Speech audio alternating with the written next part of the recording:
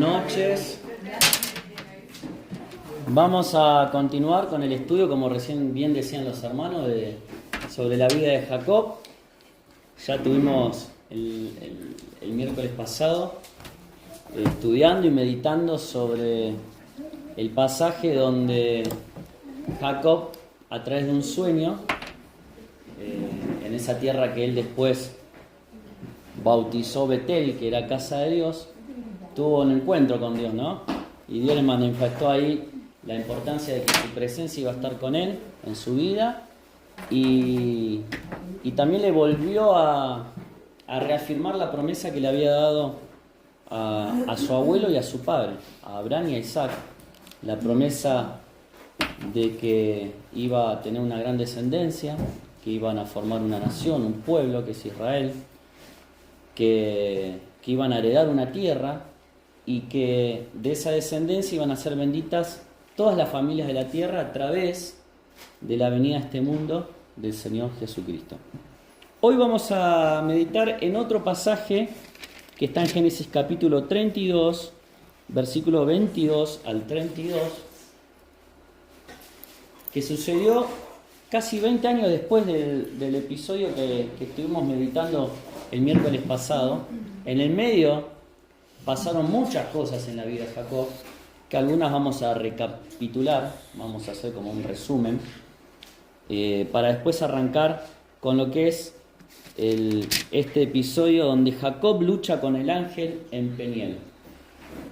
Jacob lucha con Dios, es el título del mensaje en esta tarde. Como introducción podemos decir que la experiencia más importante con Dios muchas veces se puede dar cuando estamos atravesando un momento de angustia muy intensa. A veces cuestionamos o nos preguntamos por qué nos tocan vivir situaciones que nos generan angustia, dolor. Y bueno, son en esos momentos donde quizás Dios permite que podamos tener una experiencia importante en nuestra relación con Él. Y estas situaciones que nos generan angustia y preocupación y ansiedad, también Dios las utiliza dentro de lo que es su proceso de santificación, ¿no?, en nuestra vida, para que nosotros de a poquito lleguemos a ser más como Cristo, como nuestro Señor.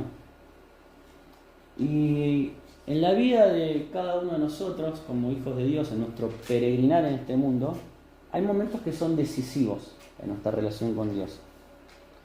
Y esto es un poquito lo que pasó en el pasaje que hoy vamos a ver en la vida de Jacob, ¿no? Donde hay un quiebre, un punto de inflexión en su vida a través de este encuentro que él tiene con Dios y que se manifiesta a través de una lucha, ¿no?, con un varón, que después vamos a ver un poquito, adentrarnos bien en lo que es el pasaje. Pero podemos decir entonces que para Jacob su momento decisivo en su vida, lo que generó un quiebre en su vida espiritual, en su relación con Dios, fue Peniel, que fue este lugar donde se desarrolla este evento, ¿no? Peniel significa el rostro de Dios, porque dice que Jacob, después de esa lucha y de ese encuentro con este varón, reconoce y manifiesta que había visto a Dios cara a cara, ¿no? Y en Peniel, en este lugar, Jacob alcanzó el quebrantamiento en su vida. Realmente fue quebrantado. Perdió toda su autosuficiencia, ¿no? Eso que a veces nos mueve a nosotros, creernos que nosotros podemos por nosotros mismos manejarnos, decidir, hacer, ¿no? Él perdió esa autosuficiencia. Aprendió a depender completamente de Dios. Experimentó también una genuina búsqueda de Dios, ¿no?, a través de esa lucha espiritual. También experimentó un tiempo significativo en su vida para poder conocer la gracia de Dios en él. También tuvo una oportunidad única de poder estar a solas con Dios. Y fue el lugar donde definitivamente encontró lo que buscaba, que era la bendición de Dios para su vida.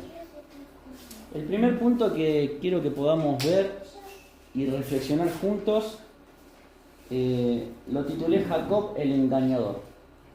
El nombre Jacob significa el que suplanta, pero también se traduce, ¿no?, como un engañador, un timador, ¿no? Y eso se ve reflejado en su vida. Inclusive algunos comentaristas dicen, antes de nacer, ¿no? En el vientre de su madre Rebeca ya empezó esa lucha por la posición, ¿no? Él fue el segundo de los gemelos. Primero nació Esaú y después nació él. ¿Pero cómo nació? Tomado del calcañar de su hermanito, del talón, ¿no? Y adentro del vientre ya había una lucha, tal es así que estaban batallando por una posición aún antes de nacer. Lo vemos en Génesis 25-26. Y en un momento Rebeca, embarazada, le pregunta a Dios, ¿no?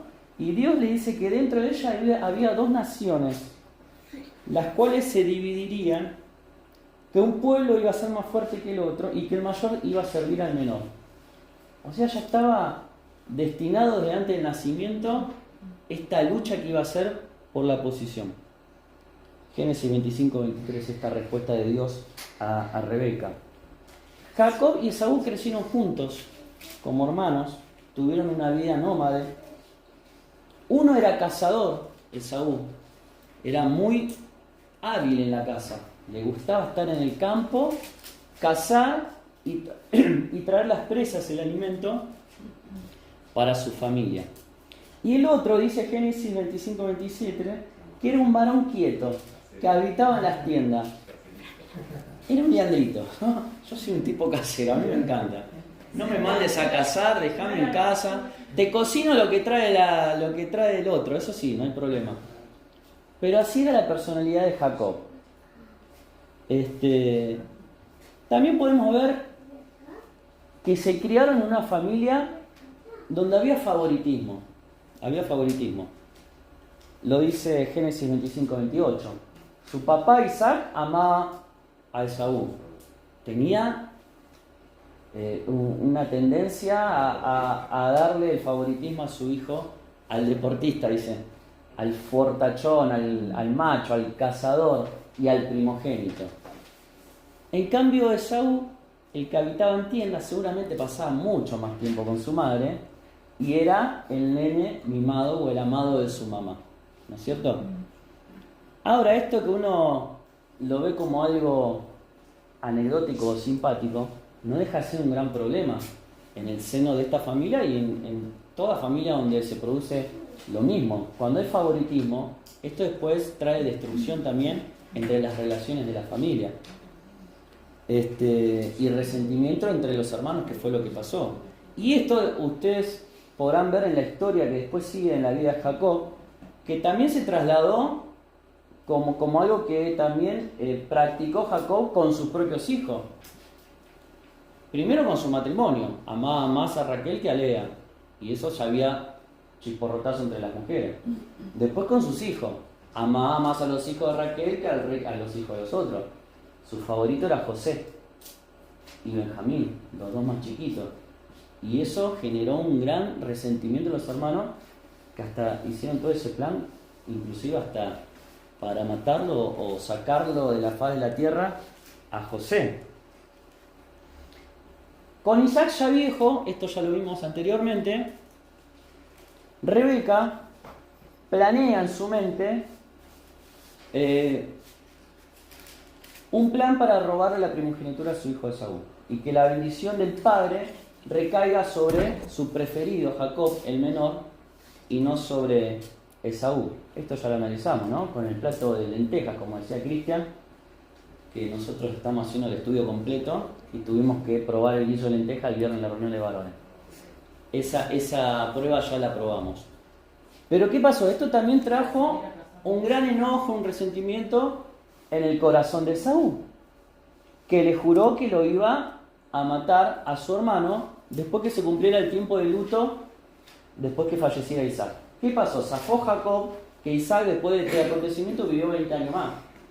Entonces, si Esaú quería cumplir con su promesa de matar a su hermano, tenía que esperar 20 años más, después Isaac falleció, pasar el tiempo de luto y recién ahí iba a poder cumplir su promesa. Cuando pasa esto, la madre le advierte a Jacob y dice, mira, ya sabemos cuáles son las intenciones de tu hermano, tu padre está grande, en cualquier momento se puede ir, y además es necesario que vos busques una esposa. Andate a la tierra de Aram, donde vive Labán, mi hermano, y allá vas a encontrar esposa.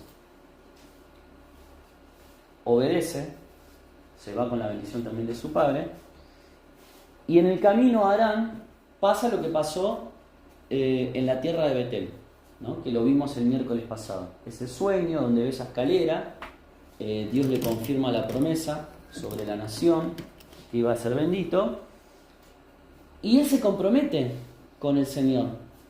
Y ahí reconoce que dice, Dios estuvo aquí y yo no lo había visto. Después de esto él llega a la tierra de Harán. Conoce, ahí en un episodio donde estaban los pastores pastoreando cerca de un pozo, un abrevadero de agua, conoce a Raquel, queda deslumbrado, se enamora a primera vista. Cuando tiene ese primer contacto con su tío Labán, él le ofrece una paga por sus servicios ahí trabajando en sus tierras, y arreglan que lo que Jacob quería era casarse con Raquel, y Labán le dice, bueno, pero vas a tener que trabajar 7 años para tener a mi hija. Dice que él los trabajó a gusto porque amaba realmente a Raquel. Cuando llega el momento de la boda, fíjate vos, ¿no? El engañador ahora es engañado. Labán, en la noche de bodas, en vez de entregarle a su hija Raquel, ¿a quién le entrega? A Lea. Dice la escritura que él se dio cuenta después que estuvo con ella. Yo decía, ¿cómo puede ser esto? Una de dos, o estaba, ¿no? Muy contento. No, leí por ahí que no era muy parecida, que Raquel era de hermoso semblante, pero que Lea no tanto. Tenía ojos lindos, pero no era tan bella como Raquel. La costumbre de esa época era que las novias se cubrían todas con un velo, ¿no? ¿Puede ser esa una de las explicaciones? No lo sabemos. Lo importante es que fue engañado. Entonces le dije, ¿qué me hiciste, Labán? Dice, yo trabajé 7 años por Raquel y me entregás a Lea, yo quería a la otra. Y ahí arreglan que dice, está bien, te voy a dar también a Raquel. Se la da a Raquel, de repente se encuentra con 2 esposas, pero ahora tenía que pagar de vuelta 7 años más. 14 años ahí en las tierras con Labán.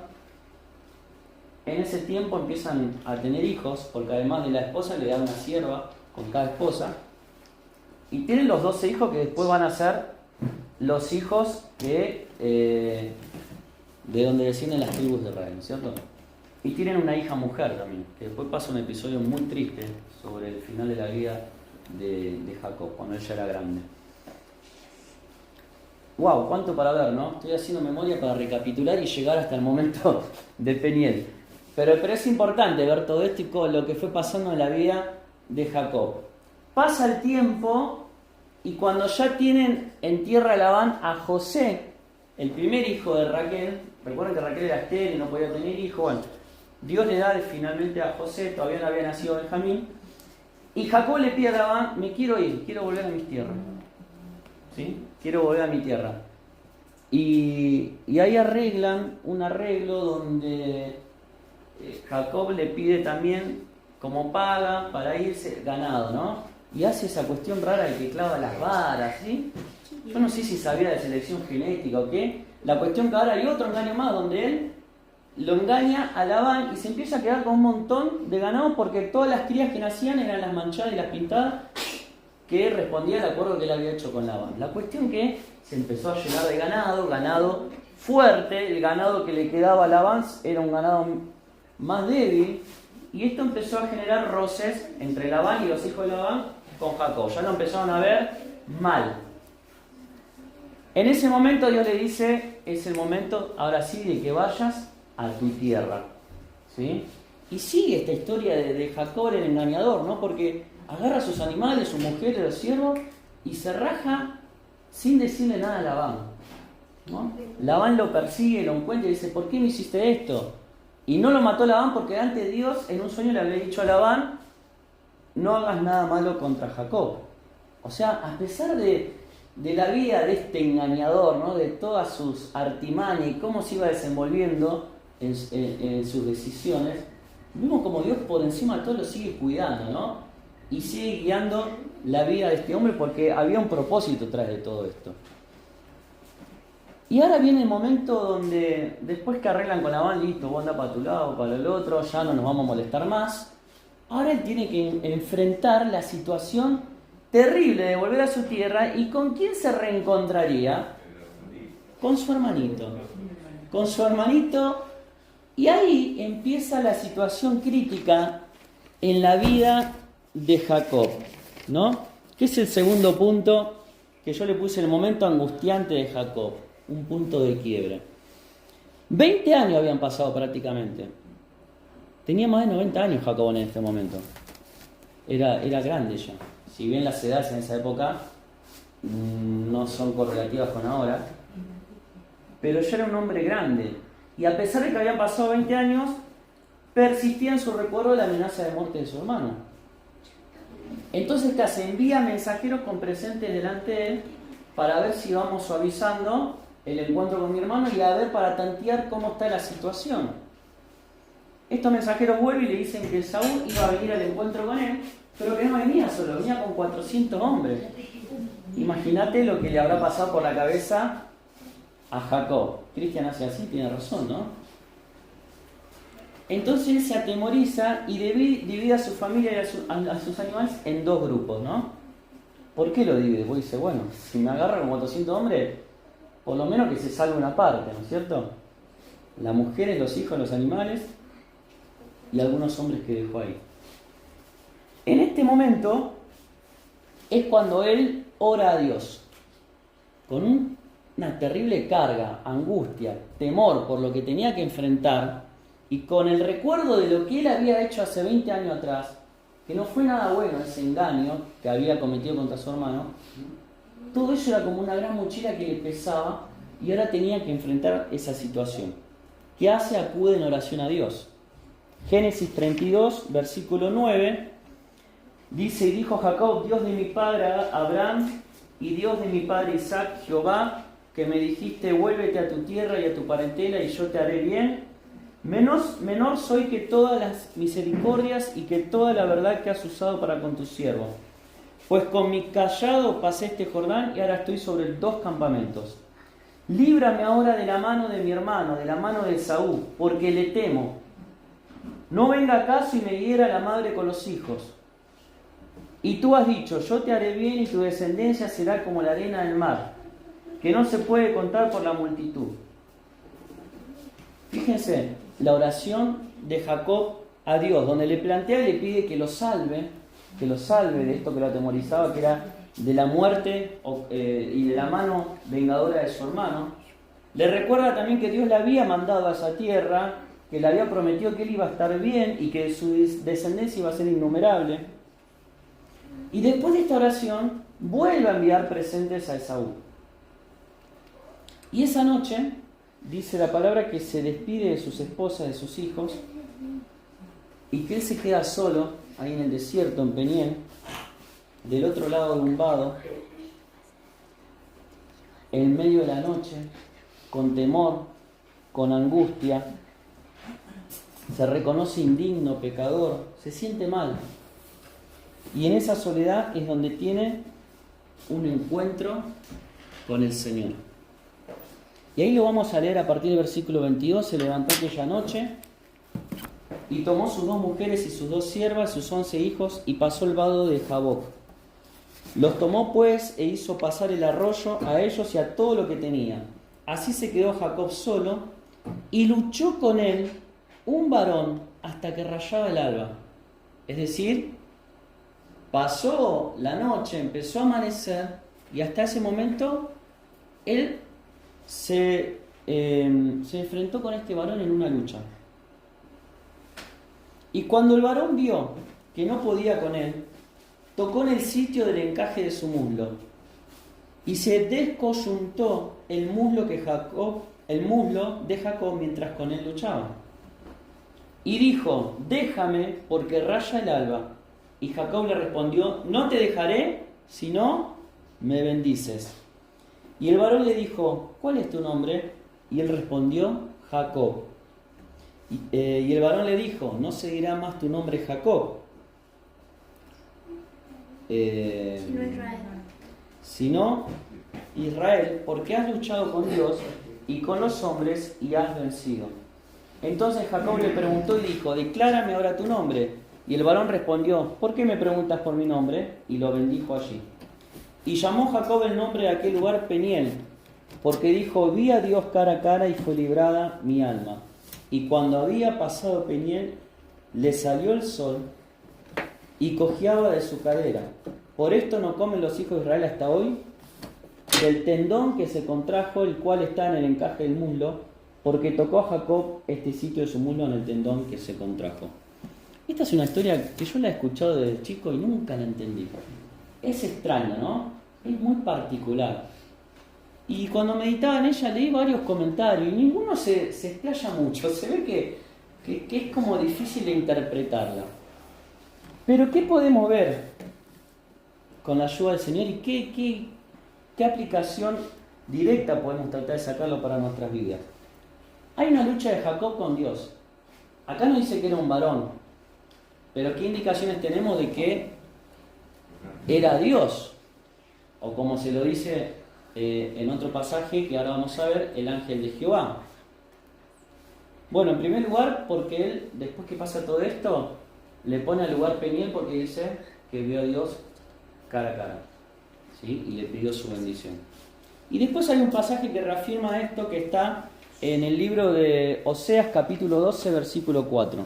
Vamos a leerlo, porque también aclara un poquito más sobre cómo estaba atravesando este momento Jacob. Oseas capítulo 12, versículo 4.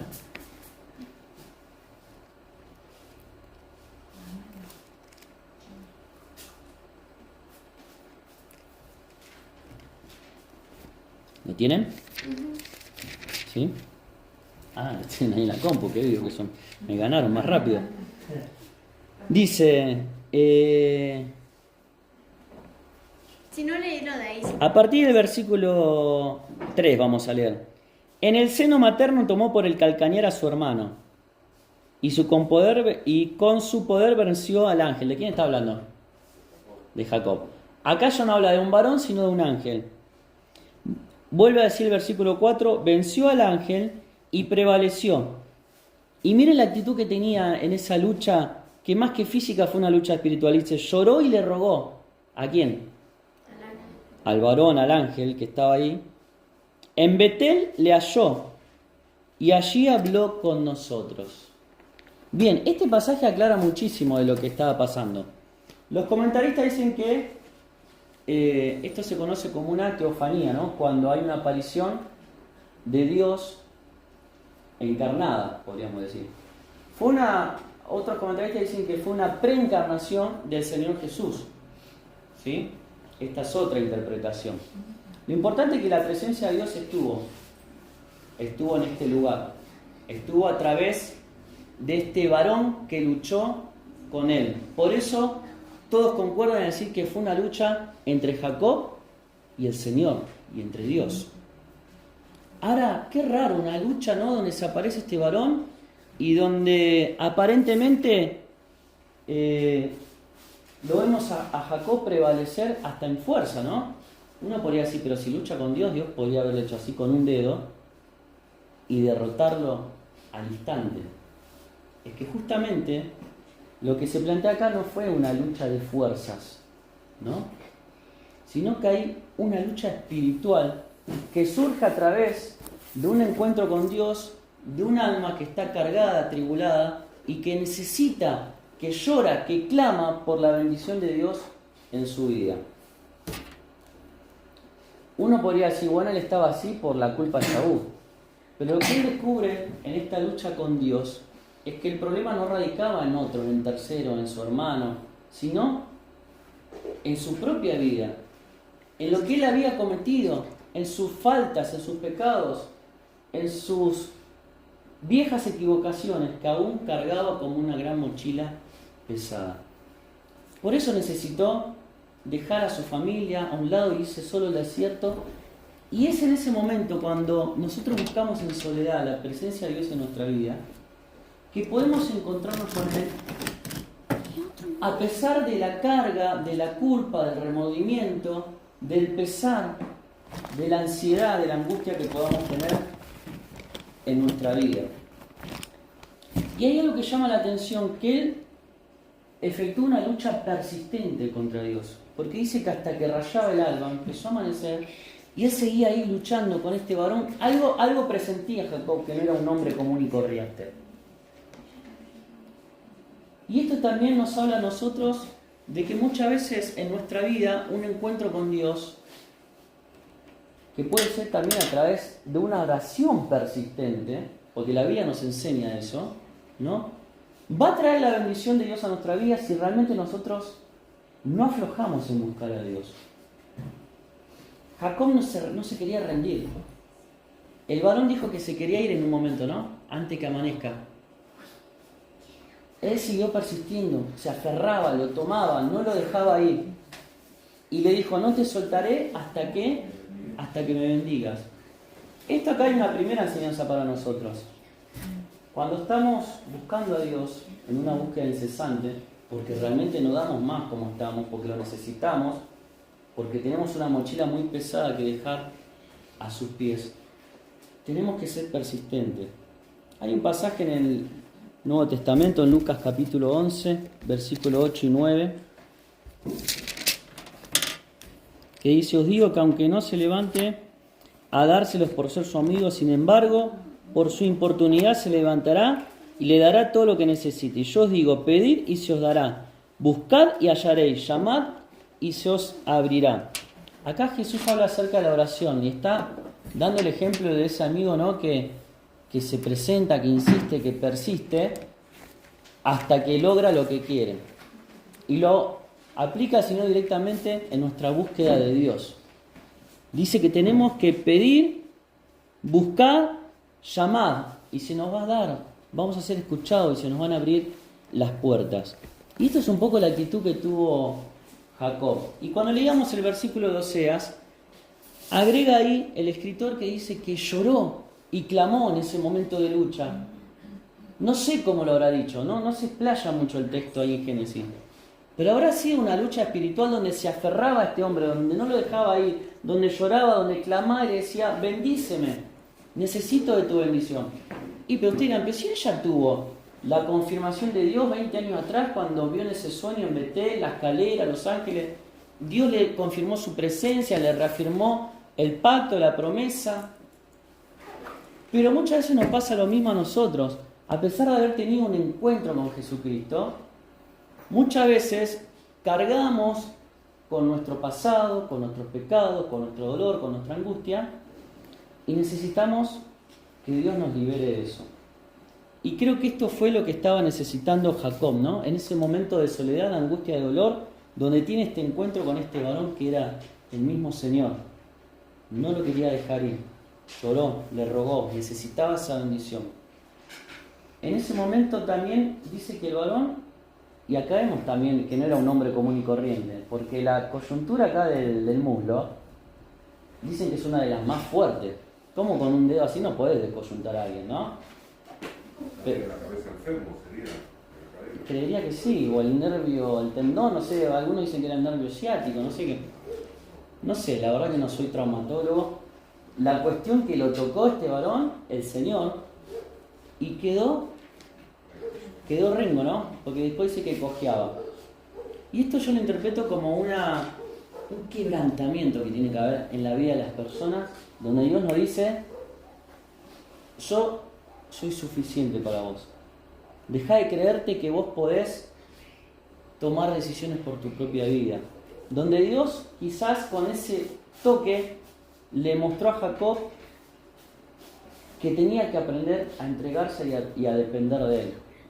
Y hay algo más interesante. Después le dice, ¿cuál es tu nombre?, le pregunta Dios a Jacob. Y él le dice Jacob. Y cuando declara su nombre, también es interesante ver que estaba declarando quién era Jacob, el engañador, ¿no? El timador. Le estaba confesando quién era él. Y esto es importante cuando nosotros estamos buscando a Dios y queremos descargar nuestra culpa, nuestra ansiedad, nuestro dolor en Él. Es importante también que sepamos reconocer nuestra situación, quiénes somos, en dónde estamos parados, y poder descargar todo eso en el Señor, para que el Señor nos pueda dar una nueva identidad en Cristo. Porque Él no se llamó más Jacob, a partir de ese momento pasó a llamarse Israel. Y hoy vemos en las noticias a Israel, ¿no? Acá vemos la historia naciente, los hijos, y cómo de esos hijos vinieron las familias, las tribus, una historia de miles de años, y ese pueblo de Dios hoy sigue, y Dios sigue amando a ese pueblo a pesar de su obstinación, de sus errores, de su incredulidad, porque no recibieron al Mesías, a Cristo. Dios lo sigue amando y va a cumplir su palabra hasta el fin de los tiempos. Pero es interesante ver, ¿no?, cómo en este momento, en este encuentro con Dios, Jacob supo entregar su vida al Señor, aprendió a depender de Él, ¿no? Y un comentarista Madonna dijo que Jacob perdió físicamente, pero ganó una gran victoria espiritual, ¿no? Porque experimentó el quebrantamiento espiritual en su vida. Aprendió a triunfar en medio de la derrota y aprendió a cómo ser fuerte en medio de la debilidad. Este hombre, el engañador Jacob, ahora pasó a llamarse Israel, que es el que lucha con Dios, o también hay una traducción que es príncipe de Dios, ¿no? Príncipe de Dios. Así como llamó también a Betel casa de Dios, ahora para que quede como un testimonio, a ese lugar lo llamó Peniel, porque él vio a Dios, Y esto lo podemos aplicar de muchas maneras en nuestra vida. Lo podemos aplicar también a través de nuestra vida de oración. Dice Matthew Henry, él lo aplica a la oración este pasaje, ¿no? Dice que a veces cuando nosotros no sabemos cómo pedir y acercarnos a Dios y el Espíritu interviene fervientemente por nosotros, se establece como esa lucha a través de la oración con Dios, ¿no? Y es el Espíritu el que intercede y nos ayuda en nuestra debilidad. Y también habla de cómo hace un paralelismo entre cómo Jacob persistió y prevaleció hasta que rayó el alba en esta lucha y tomó al Señor y no lo dejaba ahí hasta ser bendecido, en esto de prevalecer y persistir en la lucha en oración. No cansarnos, clamar a Dios, si es necesario con llanto, con ruego, para que el Señor bendiga nuestra vida. La oración ferviente es la oración eficaz. ¿Y cómo se manifiesta una oración ferviente? Con lo que tengamos, sacándolo, llorando, clamando, rasgando nuestras vestiduras, como hacían en la antigüedad. El Señor va a estar ahí para bendecir nuestra vida, como lo hizo con la vida de Jacob. Esto es lo que quería compartirles. Un pasaje extraño, ¿no? Muy particular, que se puede dar para muchas interpretaciones. Pero tomemos esto como enseñanza, ¿no? Que Dios, al igual que tuvo un encuentro con Jacob, también lo quiere tener con nosotros. Debemos buscarle a Él. Y que aún en los momentos donde más angustiados estamos, más tristes, más preocupados, más cargados, Dios usa esos momentos para que se produzca quizás el momento más importante y decisivo en nuestra relación con Él. Que el Señor nos bendiga, que podamos seguir meditando en su palabra y si el Señor lo permite, el miércoles que viene vamos a tener una última lección sobre la vida de Jacob.